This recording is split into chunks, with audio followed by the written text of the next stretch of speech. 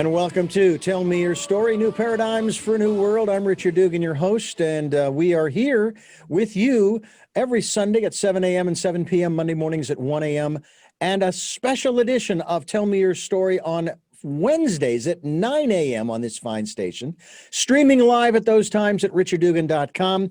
And we are on podcasts as well, all over the I was going to say all over the universe, but I'm not sure it goes out that far. But hey, you never know. It's all over the world on the internet, at SoundCloud, iTunes, TuneIn Radio, Spotify, Stitcher, Player FM, Blueberry, and other locations that you're reposting us to. And thank you for doing that. We're now on YouTube. That's right. Go to YouTube. We have channels on SoundCloud and on YouTube. YouTube will show you the video of this program where you can watch these programs, and I hope you enjoy those as well. And we are also providing you with an opportunity to get in touch with our guest. We'll be giving you her website. That's right, her website today. We'll be talking with our guest in just a moment so that you can continue your evolutionary process. We also encourage you, if you are of a mind to do so, if the programs resonate with you, the subject matter that we talk about really intrigues you and you want to be a part of what we are doing, then if you can do so, financially support us through a PayPal account that I have set up, and that is for your security as well as ours. I use them as my middleman so that I can track things when things don't go the way they're supposed to. Boom, I'm right there. I can see what's happening and going. I even had somebody try to, I don't know why, but they tried to subscribe to the Amazon Audible service through PayPal on my account. Fortunately, I didn't have enough in that particular account to cover it, so it was declined, but it was still a warning. So keep in mind that those kinds of things are kind of nice to have. We also ask you to participate in the Decade of Perfect Vision, the 2020s, where we ask you to go within, spend time listening to that still small voice and finding that quiet, peaceful, calm place where you can get the guidance and the inspiration that you so desperately need. We all do. And I say desperately in a kind and gentle way because we're always looking for answers. That's one of the reasons we do these programs, because I'd like to think that our guests do have answers, and there's absolutely nothing wrong with that. But I'm always trusting my intuition to guide me throughout the hours, the days, the weeks, the months, and the years. And I have to tell you, I've never been steered wrong. And when I don't listen, boy, I find that out real fast. And there are times when I'm asked to do something, I'm prompted to do something, and it goes against my ego personality grain, but I do it anyway. And then I look back and go, wow, boy, am I glad I did that, because if I hadn't, it would have been a whole lot worse. So keep that in mind. As we talk today with our very special guest, who's returning to our screen and our microphones, as it were, via Zoom, Jeanie Cisco-Meth, she is going to share with us, of course, from her work as well as her book, Bully Proof Yourself. Welcome back to the program. It is just a pleasure to have you back again to continue this conversation, because I suppose, unfortunately, but fortunately for you on the one level, it's still going on in many instances. Thanks for being with us. Oh, thanks for having me here today, Richard. I appreciate it. One of the biggest bullies that we deal with on a constant basis is our own internal bully, that ego mind, if you will, or as they say, the monkey mind, isn't it? Yeah. Yes, absolutely. And there's so many times that we, say things to ourselves that we would never dream of saying to someone else. And it's not a good thing. We need to start learning how to stop or tame that internal bully. Now, when you first dove into this subject, where were you on that scale of 1 to 10 in regards to the importance or unimportance of even being concerned about it? Because, I've heard this time and time again from people. Oh, come on. Especially in school. Hey, it helps build character. Come on, Jeanie, help me. So there is enough struggle in life without me having to add to it for my children to build character. And it's not something that needs to be perpetuated. just to add stress. Our kids nowadays are not going through the same things that you and I went through when we were younger. Life has sped up so much through technology and what's going on, and plus the fear that is being driven and perpetuated even on young kids now through school. And it's so anxiety and depression and suicide has increased astronomically over the last year and a half due to, I believe, the fear that is just being pushed so readily through our schools and our communities. Now, that fear, is that fear, shall we say, pandemic based? Yes, it is. Okay. You cannot go anywhere and get away from it. You're constantly being told you're in danger. You're constantly being told stay away from people. You're constantly being told to shield yourself, to protect yourself. We are people that need people. That's how we function, is we're with other people. And we have so isolated, well, not everybody, but a huge chunk of our population has isolated themselves. The other day, I went to Einstein's Bagels with my family, one of my favorite places to eat. Mhm. And as I approached the counter, the lady behind the counter backed way up, as far away from me as she could get. And at first I was like, do I stink? What's wrong? And I took it personal. And then I realized, oh, wait a minute, hold on. She's afraid of me, literally afraid of me. That is a really bad place to come through in our society. But is it that she was afraid of you or afraid of what you might be carrying? Both. But Well, that's a good it still becomes distinction. personal. Yeah, that's a good distinction. And you have to separate the two, because the initial reaction is she's afraid of me. And then as I thought through it and processed it, I'm like, wait a minute, she's been told to fear what I might be carrying, just like you said. So, but sometimes in the moment, you don't stop and process that and pull it apart, which most people don't. I was invited to an event in Phoenix, and I thought, okay, this would be kind of cool. So I made arrangements, and everything was going along just fine. And I finally was able to text them back saying, hey, I'm going to be there. It's going to be great. We're going to have a lot of fun. The next text that came back was, have you been vaccinated? It's like, well, I had my rabies shots. I'm okay. And my wife had a very adverse reaction. She's very protective of me in that regard. Doesn't like it when, people say things of a derogatory nature. And she kind of felt that that's what that was. Yeah. And I tried to let her know, look, they're just trying to, everybody apparently at the gathering is vaccinated. And there are even some elderly folks in their late 80s that are going to be there. But they've been vaccinated. And so I responded to the EA text saying that I have not, as of this point, been vaccinated. So if you want me to wear a mask, I don't have a problem with that because I'll wear one here. And they said that would be great if you wouldn't mind. We'd appreciate that. And of course, again, the wife is concerned about that. Just the attitude. Oh, what are the? Oh, everybody's so protective. And and I didn't pursue that, but that is what's out there today. Mm-hmm. And the perception on the part of the person who is being, shall we say, scrutinized, Mm-hmm. Is that they're being bullied and pressured. And we see this across the country with people who are fighting the mandates and the suggestions and the instructions to, as I came up with early on in the pandemic. I said, you need to wash up, mask up, step back. Okay. Wash up, mask up, step back. That was just my slogan. It was a mantra because I thought it was the right thing to do. And I'll tell you what, if there was no COVID and it was the regular influenza, which we have shots for, I'd say the same thing. Yeah. It's like, why can't we do that when the flu hits? Do that for a couple of weeks. Guess what?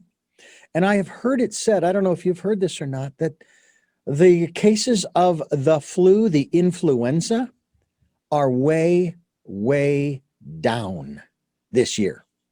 Now, I don't know if that's accurate. That's what I've heard on some reports. And it's because of what we've been doing for the pandemic. Yeah. And it's like, do you see, folks, what we are accomplishing? We're not getting the flu. We're trying to prevent getting the coronavirus. But with all of that being said, what you experienced is sort of the almost kind of like the backlash, isn't it? Mm-hmm. Yeah. And I absolutely agree with washing your hands. You know, it was it was really funny. Probably about 3 weeks into the pandemic, one of my friends says, "Now that we have everybody washing their hands, blinkers are next." Turn Thank indicators you. are next. Yes. And yeah, so it's that, things that we've been told for all of our life. Wash your hands. Don't put your hands in your mouth. Don't, all those things that now people feel the need to follow. And you can notice many diseases are down. However, because of the isolation and the breathing in of your own air, other things are up.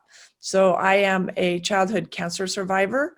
I had a lung cancer when I was 10 months old, and I also have asthma. And so for me to wear a mask is very detrimental to my health. And so I try very frequently to not wear one. When I go into places that require me to wear one, I say, hey, I am medically exempt. Some places say, no, you still have to wear one. And I say, thank you very much. And I leave and I don't go there. Well, the other aspect, and we won't spend too much time on this. This is sort of a sidebar, but I think it's still important to discuss. And that is that there are public, I should say there are places where the public goes into what are private businesses, restaurants, retail stores, etc. And they have had for I don't know how many decades, if not an actual sign, the general policy is no shoes, no shirt, no service. Well, right now, no shoes, no shirt, no mask, no service. And they have every right to do that. And if you don't like it, then go somewhere else or eat at home. Or right. if you need whatever it is you need at the convenience store, make it at home. Or, I mean, either help us, okay? Don't hurt us. Right. And I'll go down this one final path here. In our founding documents, it says that we the people, in order to form a more perfect union, establish justice, promote the general welfare, and secure the blessings of liberty to ourselves and our posterity, our children, our children's children, our children's children's children, and on and on and on. And those last two lines there they seem to be diametrically opposed to the First Amendment, that I can do whatever I want, whenever I want, however I want, to whomever I want. Doesn't matter because I have the constitutional right to do that. I'm an individual. You can't. But no, that's not true. You don't have the right to. Your rights end where mine begin. True. But where is that line? And it's like, and who gets to draw the line? Yeah. That's the challenge. But my point is, what is more important? If you haven't had children, but you want to create a family, or you have children, you have a family, do you want them to have kids too? Then why don't you help us? And I put it this way, Jenny. My First Amendment or constitutional rights as an individual, are not being taken away by putting on the mask, washing my hands, and staying 6 feet apart. I'm exercising them. I care about my community. I want to promote the general welfare and secure the blessings of liberty to myself and to our posterity. Even though I don't have kids, I don't want other kids to die. I was going to visit my folks, but they said no, and I understood that. I don't want to be responsible for the demise of my parents because I was selfish and I wanted to see them. There will be a time when I'll be able to do that. So anyway, but that's kind of the core of where this bullying is going on. And we see it on the internet too. I'm a subscriber to LinkedIn. I think you are too. And I was reporting people who were posting stuff that really had no business on LinkedIn. I stopped doing that. I thought, this is ridiculous. I just stopped following the individual. So, but that's a form of bullying as well. Even if they're not attacking anyone in particular, they're saying, I'm not going to do this because, and they'll maybe some conspiracy theories and this and that and the other thing, but that's still a form of bullying, isn't it? But it's in more of a general sense. It's not on an individual basis. Well, bullying is defined as trying to intimidate or control someone else for your own gain. That's what bullying is. And so right now, in my opinion, we have a lot of bullying going on, and because of the conflicting results on whether the vaccine works or not, my question would be, if everybody in the room is vaccinated, why do I have to wear a mask? Mm-hmm. Or if I'm wearing a mask, should you need to wear a mask? Yeah. So there's so many questions, and the problem comes in what is true and what isn't true. There is so much false information on both sides. Yeah. Masks work, masks don't work. Wear your mask all day. Nope, don't wear it over 2 hours. Vaccine works. No, it doesn't work. You have to get 2 shots and you still have to wear your mask. So there's so much misinformation that right now, as an American citizen, I believe it is absolutely our responsibility to seek out the truth and to let people know what we believe the truth is. Jeanie Cisco-Meth.com is one of the websites. Another is Bullyproof You. And that's a website you can go to find out more about the work there. On Facebook as well. And also Bullyproofing You, and that's the letter U.com. So there's Bullyproofing You, YOU.com, and Bullyproofing You, the letter U.com. So I'm going to go down this rabbit hole. What's the difference between those two websites? Okay. The Bullyproofing You for the university houses my podcast. And then Bullyproofing You, YOU, is the title of the book. Mm-hmm. And it has more information about the book. And then I also have a place where you can purchase the book, which is bullyproofingyoubook.com.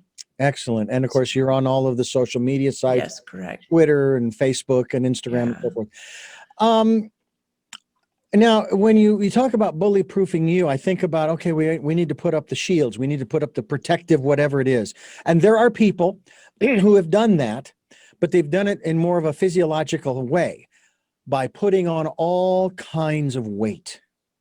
And we have obesity in this country that, you can say, well, yeah, but that's the food industry's fault because No. A lot of people will put on that weight again as a protective shield. Mm-hmm. Now, I've even thought, what if we got those inflatable big balls? You've seen these people playing games in these arenas with these big inflated balls. Why don't we get some of those? And then I'm perfectly protected, and I can even run up to someone who's bullying me, and I can, so to speak, I can bump them and they roll away. Boy, wouldn't that be great if we could just do that? But we're here as a community. So how do we protect ourselves? How do we bully-proof ourselves? What are some of the first steps? Yeah, the first step is believing in me. I build up my personal value, and I know that I have intrinsic value. The problem comes when we allow other people to define who we are. So we accept that label that somebody else sticks on us instead of knowing what our labels are. And I just did a training the other day where you put the name on and you write a label that somebody has stuck on you. Guess what? If somebody's put a label on you that you don't like, you can peel it off. It doesn't have to stick. The problem is somebody that we view as more popular than us sticks a label on us that is demeaning, and we leave it there and we start to believe it. That's where it comes from. So stop that. Stop it. Start believing in yourself. There's a great childhood, a phrase, if you will, is, I'm rubber, you're glue. Whatever you say bounces off me and sticks to you. Right. I've heard that. Okay. And I like that. And that would be a great exercise if we were to, if we could remember, if we choose to, and I know this is a hard one for folks, but if we could remember some of the things that people said about us, just like you're saying, and literally write them down on these, sticky name tags, okay? And then kind of stick them all over ourselves for the moment. Maybe stand in front of a mirror and then I am not rip and Yeah. rip and rip and rip as a symbolic gesture to self. Right. And then you get the name tags and you write what you want to be on it. I'm smart. I am intelligent. I love the people. I'm kind. I'm forgiving of myself and others. I'm a world-class speaker. I'm a business owner, whatever you want. And you start labeling yourself with the things that you want to be. And many times already are, you just don't see it. Jeanie Cisco-Meth's my guest. Her book is Bully Proofing You, and bullyproofingyou.com, bullyproofingyoubook.com as well. She's all over social media, as we mentioned just a few moments ago. For those who are joining us for the first time, because you've been on before, at least I think this is your third visit to our program, which I'm very grateful for. For those who haven't, and I don't know why you haven't listened to them yet, but it's okay. I'm not going to bully you into listening. It's your choice, okay? But you're missing out, okay? I hope please help me here, Jeanie. I don't want to bully anybody. I don't want to pressure anybody into doing what they don't want to do, okay? So if you haven't listened to it, that's fine. They're available to you. Come at your leisure. What was it that you faced? I mean, you started out in life with conditions, as you described earlier, lung cancer and so forth, and asthma that set you apart from the other kids, made you different. Was it that kind of situation that as you grew older into your teens and 20s and so forth, you said, I gotta do something about this? Yeah. So in elementary school, because of my learning disabilities, they told me that I was too stupid, that I would never graduate, I would never make it through school. And I'm a little bit stubborn. And so I was like, I will. You don't decide what I do, I decide what I do. And as I've gotten older, I realized that life happens for me, not to me. And so those things that they said were perfect to me. They gave me a choice. Do I cave in and live by their rules, or do I step forward and live by my rules? I was speaking with one of my personal mentoring clients the other day, and I said, the absolute worst thing that you can do is take all of the effort and gumption and courage that it takes to climb the ladder to success and realize that it's against the wrong building. That's not good. That's not good. And so often, because we want to fit in, we want to be popular, we want to be loved, we climb the ladder to the wrong building. And then we get there and we're like, well, this sucks. Why am I here? Yeah. And so the important thing is to pay attention to what is it that you're passionate about? What is it that you love to do? And then have the courage to go do it, because nothing worth having comes easily. Would you say that, and they don't do this, I don't think they do these much anymore, but they used to be televised.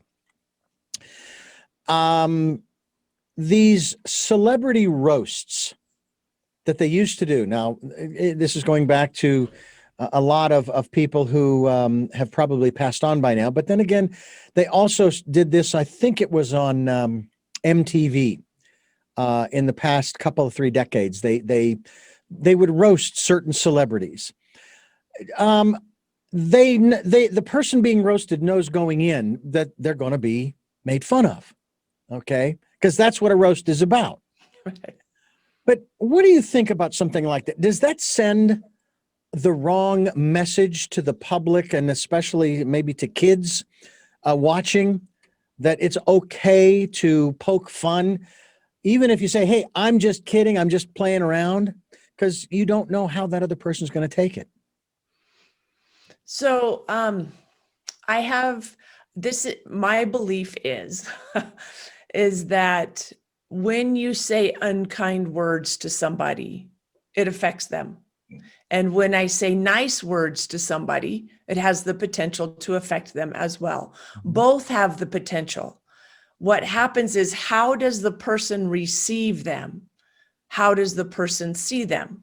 I also believe in heaven and hell. I believe in good and evil.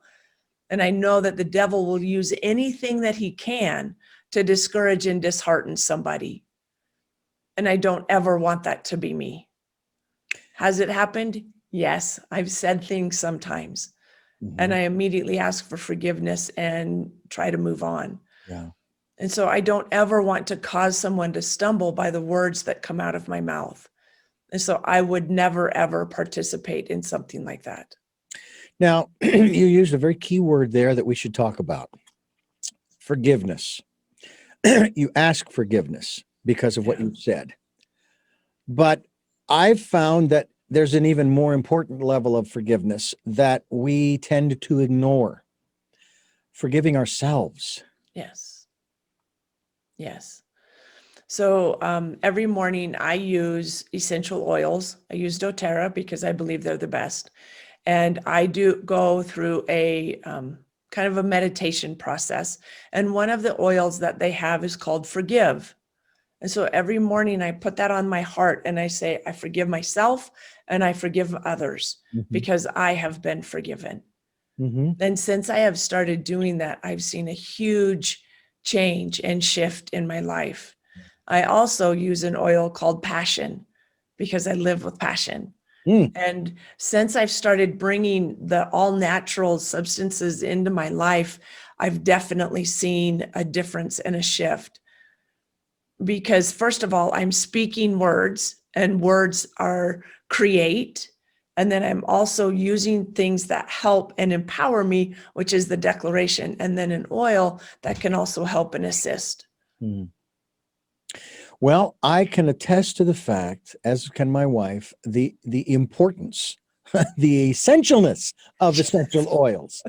They can be very powerful things. I mean, the studies have been shown that there is a very visceral response to certain fragrances, to certain aromas and smells and so forth. And I've heard it said that, I think it's, for men, it's vanilla that is very, very, it evokes some very calming aspects. Lavender's another one, and this is now in general for all people. My wife was given this wonderful, now I was told, and it comes in this little glass vial with a roller on top, and in it, it's been infused with frankincense. And that is one of her favorite fragrances, is frankincense. Frankincense, sorry. Go ahead. No, go ahead. Frankincense is the king, as they refer to, the king of all oils. It is also one of the gifts that was given baby Jesus when he was born. And it is the oil that has the most impact on our bodies in many, many different ways. It's kind of the ninja oil is kind of what I call it, because it knows what my body needs and it supplies many of those needs. Now we're talking about on a cellular level. I'm not talking about I can take frankincense and never eat. I can take, there's still things that you have to do. They are essential oils and they supplement the other good things that we're doing in our lives. Right. Yeah. Oh, absolutely. Absolutely. Yeah. It's just, to me, so fascinating, the different fragrances and aromas.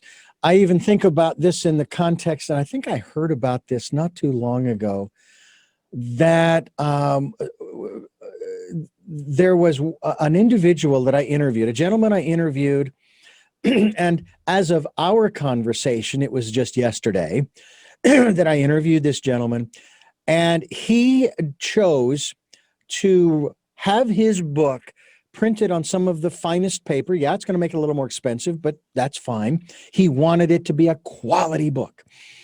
He also wanted it to have a particular aroma, like a bookstore or a library. Now, when was the last time that you were in a bookstore or library and remember that wonderful smell of the books? There's something about that that is so cool. I still remember for me, the Phoenix Public Library, and I would go in there and it didn't matter which floor you were on, first, second, or third. But it wafted because there were all these books.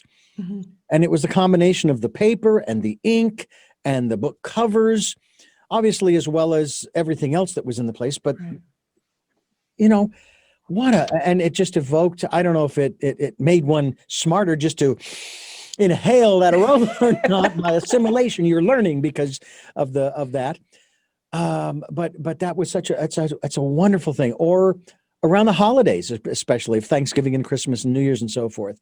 And the cooking, you have the same kind of thing. And then all of those memories start rolling in, and the feelings, hopefully the wonderful feelings and so forth. Yeah, we have over 1 trillion smell receptors. It is our most impactful sense. So we can smell things that we could never taste, we could never experience without smell. And it also is a huge linker to experiences. So I'll smell something, just like you were saying, I smell something and it links me to a memory. And so one of the best ways to bring in, if I want new experiences, if I want new things in my life, I bring in the oils and I smell them. You can diffuse them or you can just inhale them.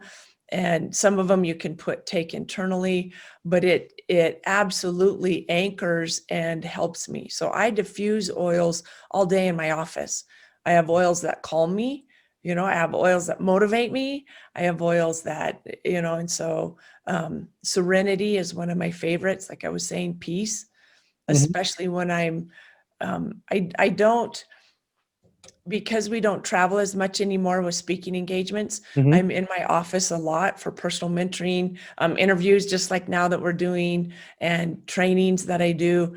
And so I don't go out as much because when I do, I've got to make sure that I stay calm, because there's so much fear and anxiety that gets on me. Yeah, I hear you. I see it. You got to go shower. So I use serenity and on guard on a daily basis to guard myself and to prevent some of those thoughts. And, if we would not have had this conversation 5 years ago, Really? but I have grown and evolved, and learned so much more, so. That's one of the aspects of our lives that does build character is the experiences that we have. But it's like what you described at the front end of the program when I asked you about the whole aspect of bullying and how it builds character. When I train people to, for example, run the consoles, where at the stations that I work at, first of all, when they have all this concern, this fear, this angst, I say, look, and most of them are of driving age. Well, all of them are of driving age. And I say, when you got behind the wheel of a vehicle for the very first time, how did you feel? And most of them, they were a little concerned. I was. I'm driving this half-ton vehicle. I could really hurt myself or somebody else out there. Right. But you have those concerns. I said, and I get that you have those concerns now. Now, thankfully, you won't hurt anybody if you crash this thing, okay? We'll just have dead air, maybe, something like that. But after a while, as you went from one lesson to the next lesson to the next lesson, you got better and better. And now, maybe you've driven cross country or you're, whatever it is that you've progressed to. Well, you need to think of this in the same way. Yeah. And then the second aspect of it is, and I will never come in here, and I had this happen to me during one training where the guy who was training me came in here and he just started messing with the buttons and the dials and the switches and the knobs. And I had to reset everything. I said, I'll never do that to you, because in your experiences ahead, using this console, you are going to have enough challenges. I don't need to create them now. Right. And I think that that's one of the things that I think is a good point that you talk about is getting the tools that you need. if we want to go to that level of saying, again, to protect oneself. Now, you talk about essential oils. I also know people who use other physical material things like crystals and other stones, or certain metals, or certain colors, even sounds, whether it's singing bowls or certain music, that kind of thing. And now with Audible, you might have a book that you are listening to read by someone that just, it comes through and you love it, and you can't help but listen to it again and again, because the narrator, the reader, is really putting it out there. And if it's the author who's doing it, even better, because you know that the author has a vested interest in this because it's his or her book. Right. So there's so many different ways that we can, and I'll use the word again, that we can protect ourselves. We can fortify, because I look at this way, you have fortified yourself in that respect with specifically with the essential oils. Would that be a good way to put it? Yes, absolutely. Yes. Because you can never kill the bully between your ears. You can only tame it. And I use all of the tools at my disposal to do that. Mindset is an everyday thing. It's not a destination. It's each day I choose my mindset, and I have to train my mind and my body. Just like I had to train myself to eat when I was a baby, just like I had to train myself to walk and tie my shoe and all the other things that I've learned. So many people think that, well, because I've learned those things, I should be able to start something new and do it perfect the first time. It's not possible. And so because they know that they are going to make a mistake, they so often don't even try. And then they even stop setting goals, which to me is so sad, so sad. Yeah. Now, you mentioned earlier, and this may very well have to do specifically with the pandemic, the rise in suicide. And that to me would be considered to be the ultimate bully, if you will. Yeah. Or at least the voices thereof, the messages. Right. Is there a way, let's just say there's an individual out there, doesn't have a partner yet, there are no kids involved as of yet. Is there any way that if they were to say, I want to start a family, and they bring a child into this world, that they can, I don't know, start a new trend of anti-bullying this individual to protect them from the bullies, as well as protect them from even becoming a bully? Because again, on both sides, it's very, very subtle. It happens almost as easily sometimes as breathing. Yeah. So I have this new child that I want to raise that is bully proof. It starts with letting the child choose to appreciate who they are and where they've come from, and letting them realize that life is a choice and I live the consequences of my choices. And that's what's sometimes the most difficult, is not allowing our children to choose because we're afraid of what they will choose, or in not letting them suffer the consequences of what happens. Jeanie Cisco, I want to tell you that I am glad that you're back here. Jeanie Cisco-Meth, author of the Bully Proof Yourself. Bully-proofing you, I should say, and going to her websites, which, by the way, we will be linked to your website so that people can find out more about you and, of course, get a copy of your book if they'd like. Is your book available yet in Audible? No, it's not.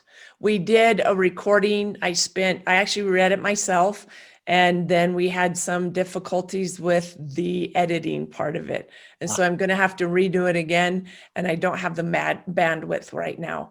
So I do have a unpublished audio book, but it's not very good yet. Well, how about we talk about that after the program? Okay. All right, because that's something that I do.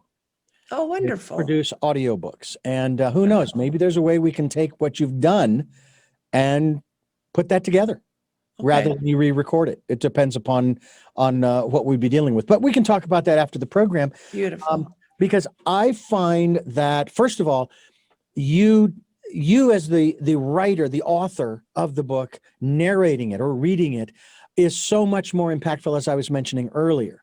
But you also have an excellent voice for reading your book or narrating your book. So I think that it's wonderful because you'll be able to put the inflections right where they need to be because you wrote the book. You wrote, so which is great.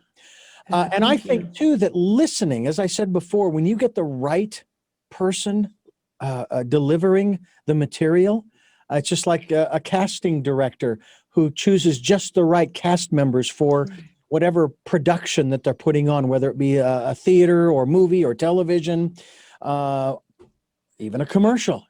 You know, I'll be honest with you, I would not bash advertisers, but sometimes the actual advertiser, the owner of the company, is not the voice, should not be the voice for Right. the commercial.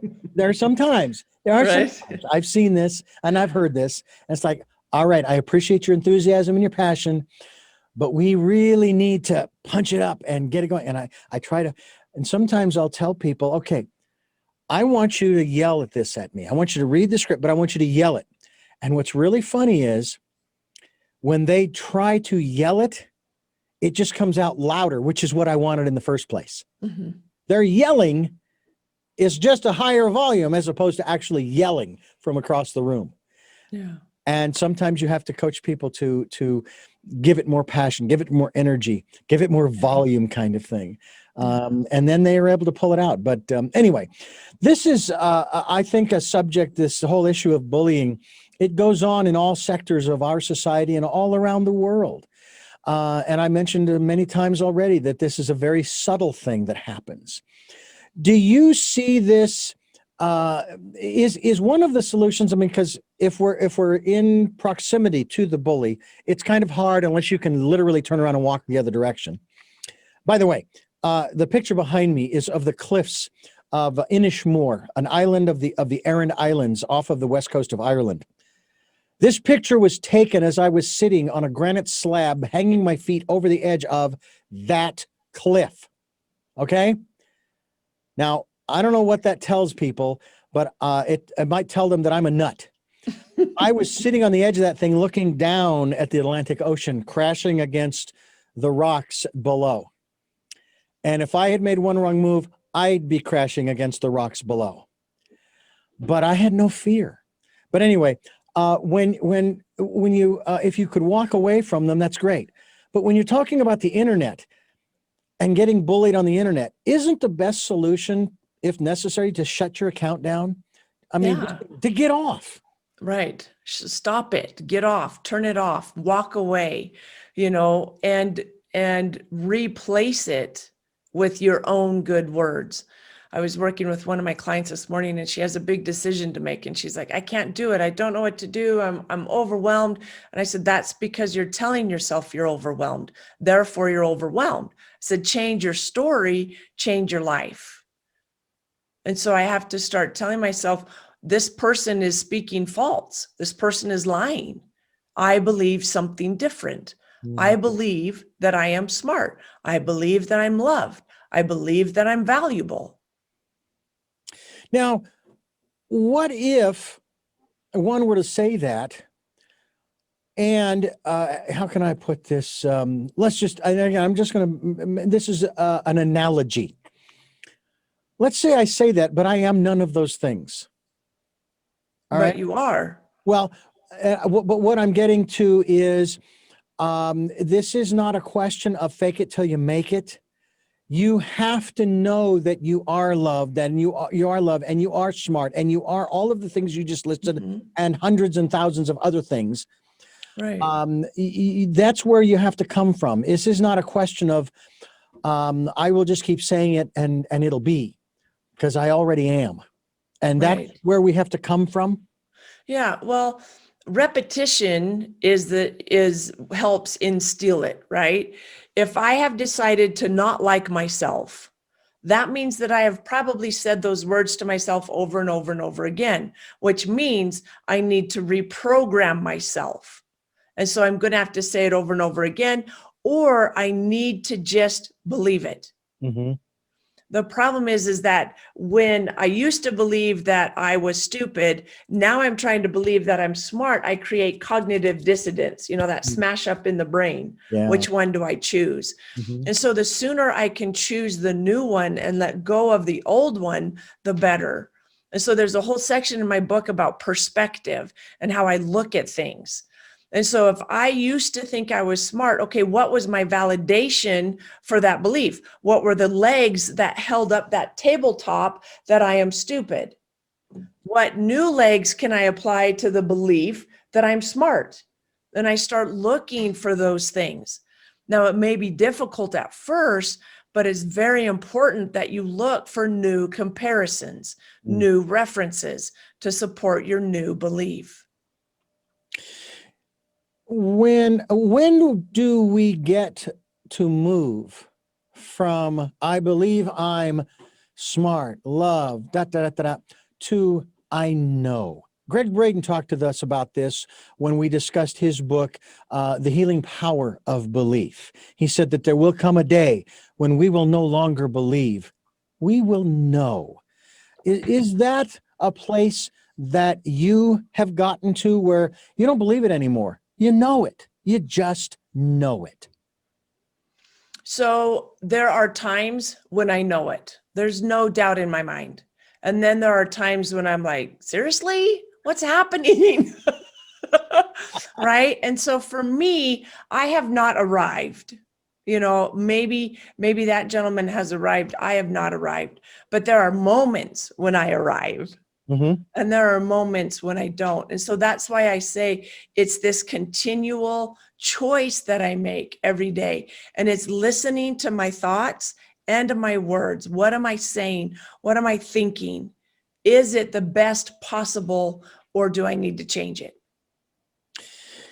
When it comes to choices that we make, and in my book, Choices, 5 Steps to Life, I talk about one of those steps is to you need to choose your personal input, as I like to call it. Mm-hmm. And that primarily deals with the externals that come in through our senses. Mm-hmm. But I want to talk a little bit about another voice I also mentioned earlier on in the program. And that is the still small voice, your intuition. Mm-hmm. Now, that's different from and I'm going to use this term because people are still using this, and I think it's very appropriate. But then there's the monkey mind, Mm-hmm. the ego personality mind, right, of those self-bullying thoughts. Okay. Mm-hmm. Where do you see your intuition, that still small voice, helping you, supporting you in this effort to, what's the word? Do I want to say to quiet the monkey mind's self-doubt and all those things, to quiet it, to manage it, to maintain it, to shut it off, et cetera, et cetera? So in 2007, I made a very conscious decision to start listening to that still small voice, because I believe it is the voice of God. And so as I started listening, now at first it was so quiet, it was difficult to hear, very easy to overcome. And so I had to listen, and if it told me to turn left on the way home, I turned left. Or if it told me to turn right, I turned right. But I started listening to it and doing what it said. So now, after all these years, that voice is stronger, but I still have the will to shut it off. For example, the other day, this was a couple months ago now, I had the thought to take a lady in my neighborhood flowers. And I was like, I don't have time for that, and I negated it. And it kept coming. You need to take her flowers. You need to take her flowers. And finally, after a week, I'm like, okay, I need to take her flowers. And I took her flowers. And she was she was overcome with emotion, and she started crying, and she told me a story that I am so grateful I did not continue to put it off. I believe that was God interceding in her life. And God uses people. So does the devil. Mm. And he uses the devil. I've listened to two people talk about how they had planned suicide, they attempted suicide, and they lived. So, and I know there's more than that on YouTube and things like that, but I've spoken personally with two people. And as soon as the act was committed, but it didn't kill them, they had regret. I believe the devil was speaking to them all the way up until they did. It started with their own thoughts. They started thinking bad thoughts, and that was the door that opened to let malevolent things come in. And if I can stop it at the beginning, I don't have to have regret at the end. Yeah.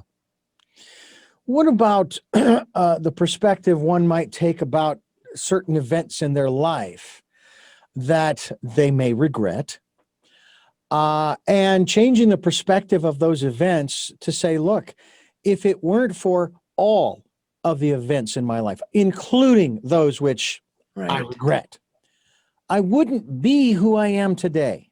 Right. Because if I remove those that I regret, I now become somebody different. Right. Right. So it's very easy to look at the difficult times in our life and think, man, I wish I hadn't gone through that. The very process of going through the difficult times makes me stronger. It makes me stronger physically, mentally, emotionally. I grow, or I can become crushed. The choice is mine. Again, we constantly come back to, what are you choosing?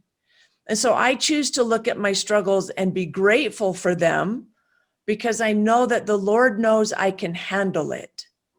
And he knows that it's exactly what I need to become the person I need to be for my next chapter in my life.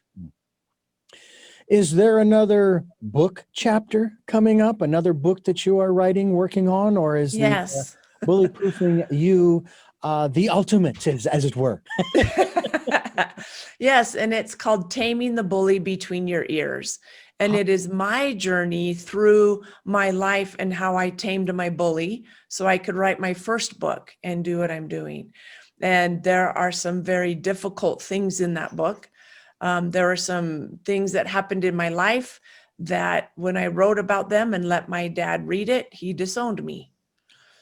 And so we are in the process of rehashing that and mending that bridge and explaining to him that if what happened between him and I did not happen, I would not have been able to stand in the fire for my son.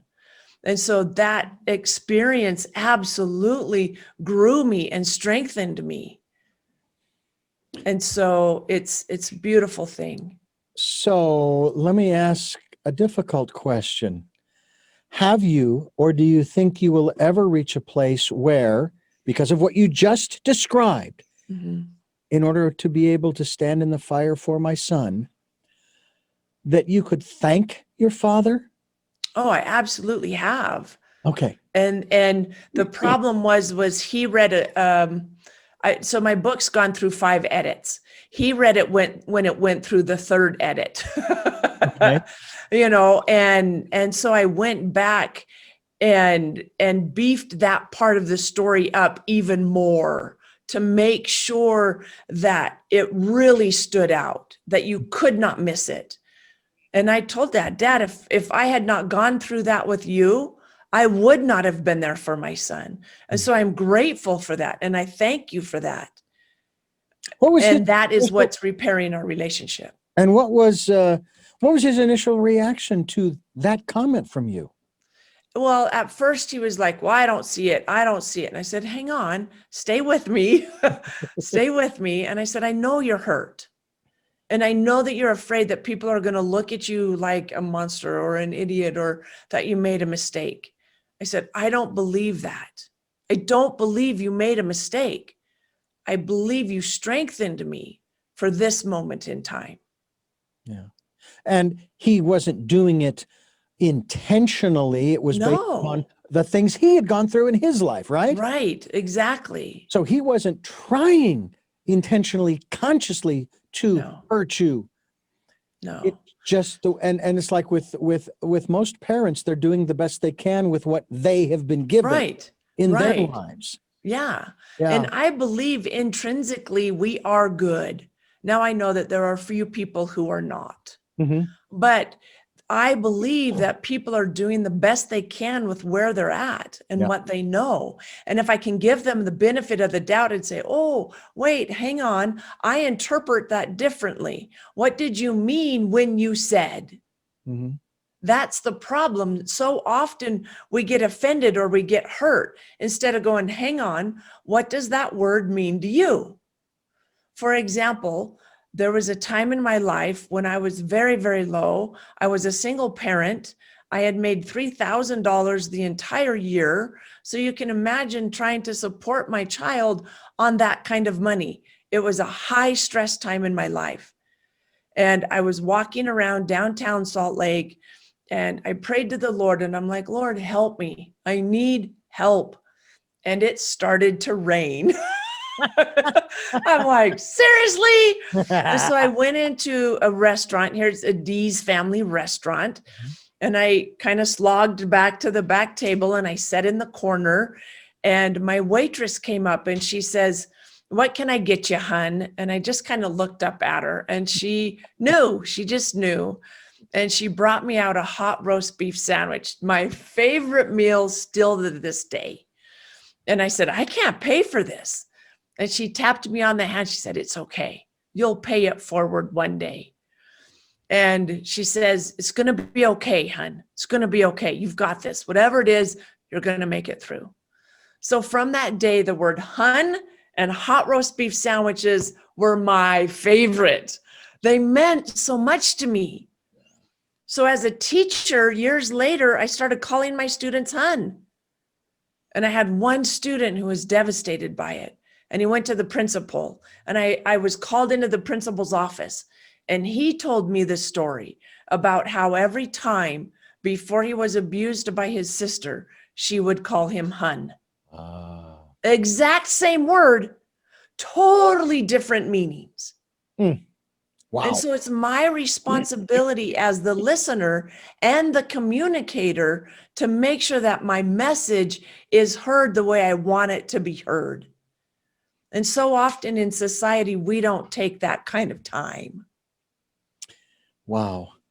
And you've been paying it forward ever since. Yes. And in That's fact, if I could share one more story. please do. My son and I were downtown and we have a homeless population in Salt Lake. And he walked up to this person and gave them some money. And I asked him, I said, Max, why are you doing that? And he said, Mom, you do it all the time. And I said, I didn't know you were watching. Wow. There's always somebody watching, even when you don't think.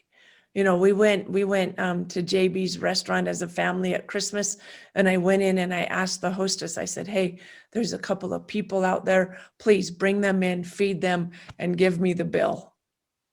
You know, I do that frequently. Yeah. And I didn't know others were watching, but they are. Yeah.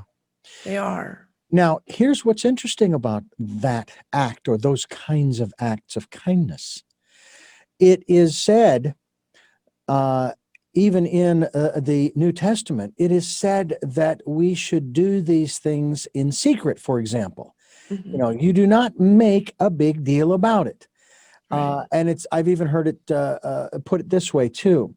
Do it as, do it as if no one is watching, kind of Right. thing. Yeah. Do the right thing.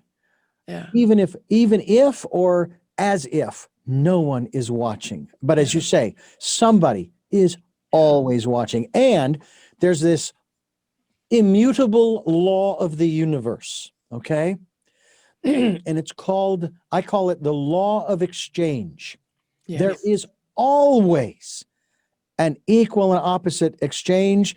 Isaac Newton, Einstein said it best. For every action, there is an equal and opposite reaction. Mhm. So the kindness that you show goes out and then comes back in, just like the tides, just like Right. the surf, just like the sun rising and setting. That's the way it works. And there Yeah. cannot be a giver if there isn't a receiver, and vice versa. Exactly. And Yeah. so we can be grateful givers, and that's a beautiful thing. Yeah. But are you a grateful receiver? Right. Oh, no, you didn't have to get that. No, thank you. Oh, no. Do I return financial support through PayPal to the people who support what I'm doing? Well, no, not because it's very helpful, but because they are giving out of their kindness, out of their love, out of their support for what we are doing here, what we're putting out. Right. So I take that and I put it back into what we're doing, stir it up and send it back out again. Yeah. And that's one of the things that this is something I find so fascinating. I don't know if you noticed this or not. During the pandemic, and specifically during the 2020 year when it started, Mhm. we saw the lines of people in line for food. Mhm. But did anybody notice that these people who were in line for food, when they got up to the line, there was food? There was no shortage. Right. Somehow, some way, somebody was able to bring this supply in Right. to many of these places. Did some of them start to run short and then more came in? Sure. So Yeah. what that says to me is there is always more than enough, isn't there? Right. Yes. It's, and Yes. I've basically said that it is not the supply, it's the distribution. Yeah. That's where we have the problem. Yeah. And when my goodness, when people are in need, boy, stuff comes out of the woodwork. Mhm. And that's a wonderful thing and a beautiful thing. Why doesn't that happen at other times? I don't know. But thank goodness. I mean, you saw restaurants cooking food and giving it to people. Mhm. They were expending their time, their energy, their supply. Well, they couldn't do anything with their supply because, well, they were closed. They were shut down. Nobody could come in and have a meal. So they said, well, if we can't sell it, we don't want it to go bad. Let's give it away. Yeah. And there's that phrase I often hear. Who does that? Yeah. People who care. Yeah. Yeah. That's a beautiful thing. Yeah, it is. Absolutely. And I think we need more of it.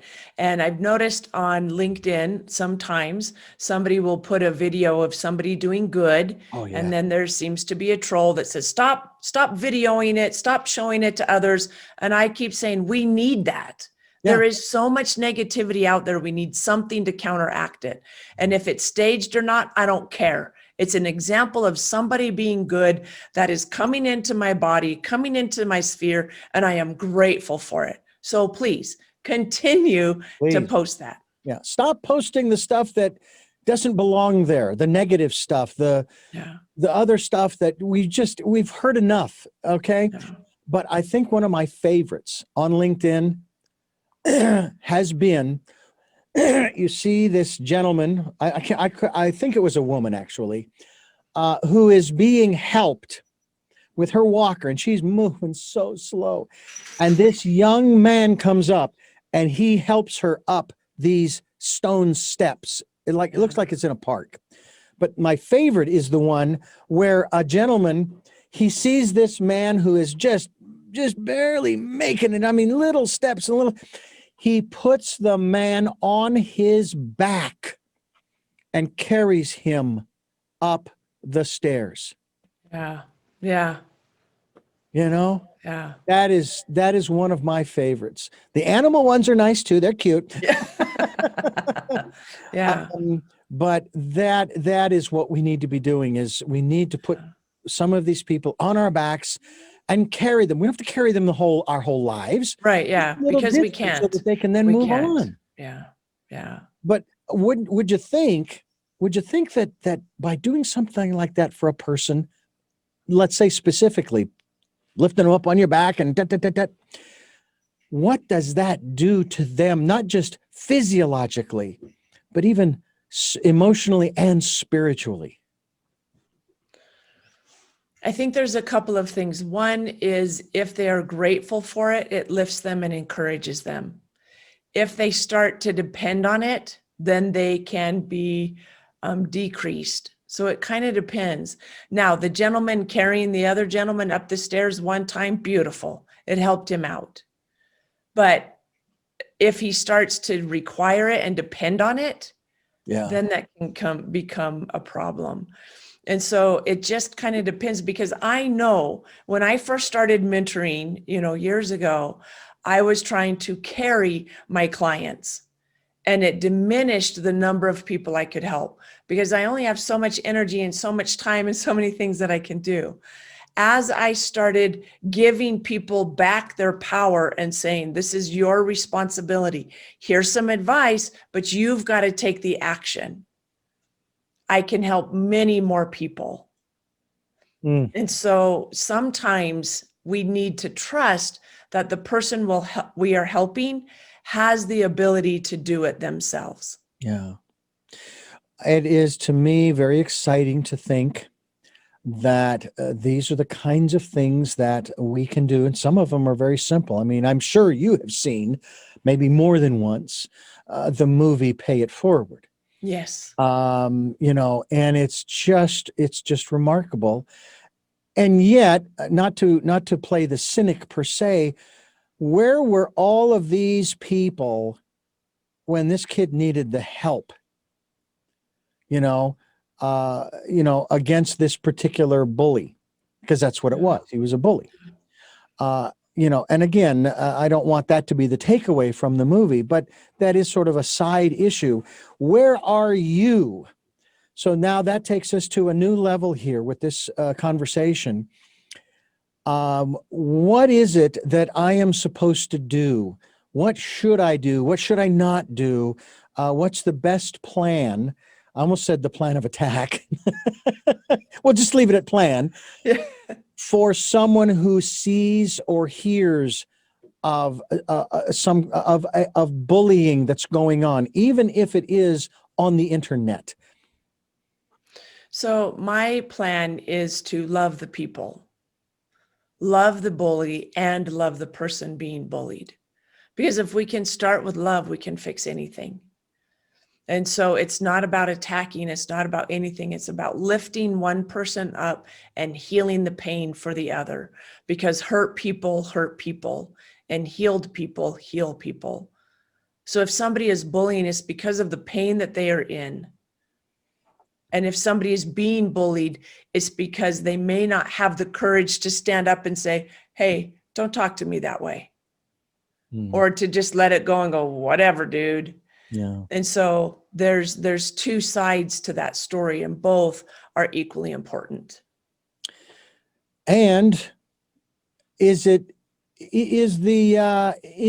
phrase that I've heard recently, especially regarding bullying, if you see something, say something? Say something in the way that to them, hey, that's not cool. Sorry. What can I do? How can I help? Asking a question diffuses a bullying situation. And it's a question of, hey, what time is it? Or, what's your favorite food? You have to ask a question that isn't expected, but we have been raised to answer questions. So when someone asks us a question, it causes us to think and answer it. Many bullies are reacting from their reptilian brain or their brainstem. It's totally reactionary habit because they're in pain and they're trying to survive. And so by asking a question that causes them to think, they normally stop bullying. Is it also true? I think we've answered this question before on the other programs, that a bully is actually more afraid, more in fear Yeah. than the person being bullied? Yeah. They're in the fight response. Hmm. They're in the fight response. And so they're trying to protect themselves. And I would love to continue this conversation another time. I'm actually out of time and I have 3 minutes before my next appointment. All right. So I Well, I want to thank apologize. you, Jeanie Cisco-Meth, for joining us and for providing us information on your website, of course, being bullyproofyou.com. And if I can do this very quickly in the short 3 minutes that we do have left, we have those 3 questions that I like to ask. And I know you've been asked them 2 times before, but I think that the answers tend to change. So I'll get to them right away here. And they are, first of all, who is Jeanie Cisco-Meth? Jeanie Cisco-Meth is a lover of the people and a forgiver of the things that hurt her. What is it that you hope to or want to achieve through the work that you are doing now? I hope to empower and uplift people so that they can live their best life yet. And finally, what is your life's purpose? Is to bring people to the Lord so that they can love one another. Jeanie, thank you so much for joining us. The law of love, I think, is the ultimate, and we need to live by that for all people. It isn't always easy, but it certainly is beneficial, at least to us as individuals. So again, I thank you so much for sharing here on the program. Thank you so much for having me. And I'm Richard Dugan. This has been Tell Me Your Story, New Paradigms for a New World, giving you choices and knowledge of those choices to help make your dreams come true. And until our next broadcast, podcast, videocast, love to Lal.